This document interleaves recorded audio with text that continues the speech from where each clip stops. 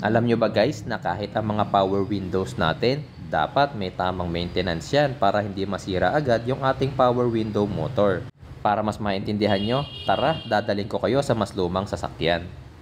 Dito tayo ngayon sa isang 90s na Pajero. Nung unang baba nung kanyang power windows, mabilis. Pero nung na-reach na yung kalahati, parang bumagal, diba? So eto ngayon, pakita ko sa inyo yung pagtaas niya.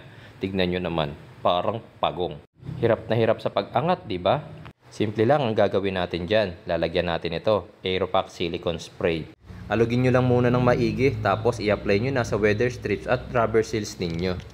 In-applyan ko muna yung weather strip nang nakasarado yung ating power window. Tapos ngayon naman, nang nakabukas na siya para malubricate ng gusto yung rubber seal. Next, punasan lahat ng excess. And then, itaas baba nyo na yung inyong power window. That way, may i-apply ng evenly yung ating nilagay na silicone. Mas magiging maganda ang hagod niyan sa mga susunod na araw kasi mas maa-absorb na ng ating weather strip at rubber seals yung nilagay natin na silicone. Pero ngayon pa lang makikita ninyo ang laki na agad ng pinagbago ng movement ng ating power window.